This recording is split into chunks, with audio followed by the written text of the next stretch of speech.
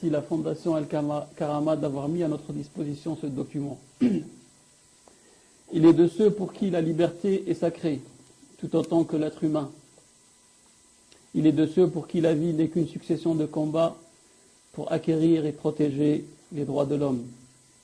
Il est de ceux pour qui les mots résignation et raison d'État ne sont que lâcheté et déraison. Il est de ceux pour qui la vie d'un homme, un seul, a autant de valeur que celle d'un peuple tout entier, et que protéger l'un, c'est protéger l'autre. Il est de ceux pour qui l'âge n'est finalement qu'un chiffre, et que l'homme doit impérativement entretenir la flamme qui guide son corps et son esprit dans le chemin de l'existence.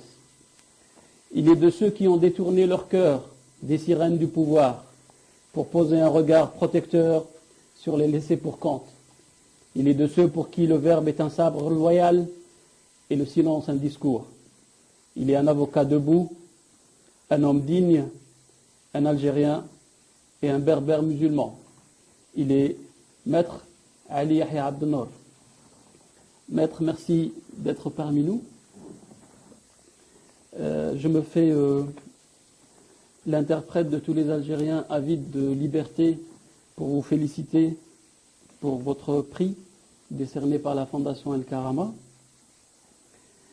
Une question qui me vient à l'esprit en préambule, Maître, c'est que nous approchons de la fin de l'année 2009, une année qui a vu l'élection pour la 3e fois de M. Bouteflika, une année aussi qui a été marquée par la victoire de l'équipe nationale de football, qui a fait sortir des millions de jeunes Algériens dans les rues. Et pour revenir à l'élection de M. Bouteflika, c'est une élection qui, au vu de tout le monde, a été boudée par une grosse partie de la population algérienne. Est-ce que vous pouvez partager avec nos téléspectateurs votre appréciation générale de la situation politique et sociale en Algérie, Maître? Le 3e mandat de M. Bouteflika était un mandat de trop. C'est un coup d'État constitutionnel. Parce que la Constitution de novembre 1995 retenait 2 mandats seulement pour le président de la République. Et réviser la Constitution uniquement pour que le président ait un 3e mandat ou un mandat à vie a fait que la République algérienne est devenue une monarchie. C'est une république monarchique. En Algérie, vous savez, le pouvoir se prend de 3 manières. C'est comment un État, diriger un État. Il y a 3 manières de diriger un État. Soit l'institutionnaliser, c'est ce que font les rois. Je représente l'État. Soit se mettre à son service. C'est ce qu'ont fait ceux qui sont morts pour l'indépendance du pays. Ou bien l'occuper par le fric et par le fris, c'est ce que fait le pouvoir actuel. Le problème qui se pose après la réunion de Bouteflika, c'est que quel est le problème en Algérie? On ne peut pas dire au pouvoir algérien il faut redresser la situation parce que c'est lui-même le problème. Il n'est pas élu par des élections libres. Nous avons hérité du colonialisme des élections truquées, mais nous les avons amplifiées. Que le peuple vote ou ne vote pas, le résultat est le même. Le président de la République, il est désigné par les décideurs de l'armée et le peuple ne fait que ratifier ce que les décideurs de l'armée, parce que les élections sont truquées. Regardez, quand on vole une banque, on dit c'est un hold-up. Et on appelle ceux qui ont fait le hold-up des gangsters. Mais ceux qui volent le peuple tout entier en faisant des élections, c'est un hold-up électoral et c'est un gangstérisme politique. Voilà la situation de l'Algérie. Maintenant, sur tous les plans, sur les plans des droits de l'homme, sur les plans économiques, sur les plans sociaux, il y a un problème qui est très important sur le plan économique d'abord. Comment voulez-vous, après l'indépendance où le peuple s'est sacrifié, faire non pas du libéralisme, parce que le libéralisme, il a des règles. Si sur le plan économique, il laisse un peu faire, sur le plan politique, il y a des libertés qui sont respectées. Or, en Algérie, on a fait un ultra-libéralisme, et sur le plan social, vous savez, il y a une division verticale.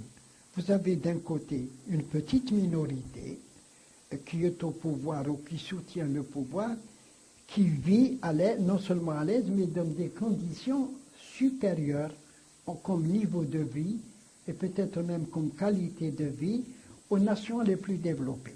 Vous avez de l'autre côté la majorité du peuple algérien qui vit dans des conditions lamentables, un salaire qui ne correspond pas du tout à la vie chère. Et pour résumer un peu ça peut-être par une simple phrase, en Algérie, il y a d'un côté ceux qui souffrent de la faim et de l'autre côté ceux qui souffrent de l'indigestion, parce qu'ils mangent trop et ils ne peuvent pas digérer ce qu'ils vont avaler. Sur le plan des libertés, je crois qu'il faut retenir d'abord ce qui peut sauver l'Algérie, c'est la démocratie.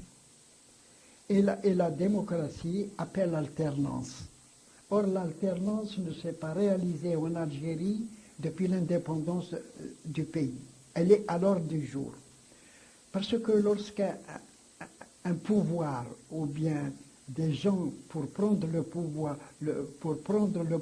et garder les mêmes intérêts pendant un temps très important, fait que finalement l'Algérie ne se développe pas et on se désintéresse des autres côtés. Je crois que c'est la jeunesse qui peut jouer un rôle très important. On a vu dans les pays les plus développés, l'Amérique, l'Europe, où le président de la République arrive déjà autour de 50 ans. Il dirige le pays et nous avons des vieilles personnes. Je ne dis pas, chacun a fait son devoir à son époque, mais je crois que nous avons une jeunesse qui est beaucoup plus instruite. Je répète toujours, on dit que tous les présidents, 5 présidents qui ont dirigé l'Algérie n'ont pas le bac, et nous avons actuellement 800 000 qui sont licenciés. Je crois qu'il faut laisser la place à ces jeunes-là, ils sont capables de comprendre les plus importants. Je crois que les idées, beaucoup d'Algériens dans la diaspora, avec les travaux qu'ils occupent, les diplômes qu'ils ont obtenus, les relations, peuvent donner des idées pour développer le pays. Il faut que l'Algérie vote librement pour désigner ce représentant à toutes les institutions de l'État, c'est-à-dire la commune, la wilaya, l'Assemblée. Ce qu'il y a actuellement, regardez sur le plan des libertés, on ne peut pas dire qu'il y a séparation de pouvoir. Dans la démocratie, vous savez, il y a séparation des pouvoirs, pouvoir exécutif, pouvoir législatif, pouvoir judiciaire. Le pouvoir législatif et le pouvoir judiciaire ont abdiqué leurs droits constitutionnels pour les donner au président de la République. Et le président de la République, c'est lui qui décide, c'est lui qui dirige, c'est lui qui désigne le représentant. Il ne peut pas faire cela tout seul. Je crois qu'en Algérie, il faut revenir à la démocratie. C'est la seule qui nous sauvera. Très bien, maître. Pour revenir à un événement majeur qui a marqué cette année 2009, c'est la qualification de l'équipe nationale en Coupe du Monde 2010 en Afrique du Sud. Beaucoup d'analystes disent que finalement le système a instrumentalisé cette victoire. Est-ce que d'après vous, maître, une fois n'est pas coutume, c'est vraiment la rue qui a appelé le système à s'impliquer dans cet événement, ou c'est vraiment le système qui a voulu faire de ce match-là un match politique? Le sport en Algérie est politisé. Je crois que dans le match Algérie-Égypte, les deux pouvoirs, le pouvoir égyptien et le pouvoir algérien, ont instrumentalisé le sport. C'est vrai que la rue, la jeunesse et tout le monde est attaché à ce sport.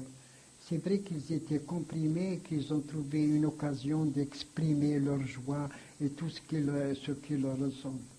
Mais je crois que le pouvoir pense qu'il a gagné encore du temps. Ça lui a permis de respirer alors que la situation était un peu tragique en Algérie. que la solution pouvait venir par la mobilisation et la sortie de la rue. Je crois qu'il se trompe. D'abord sur le plan sportif. Si demain l'Algérie devait perdre un match, ce qui a été fait si c'était contre ça réagira,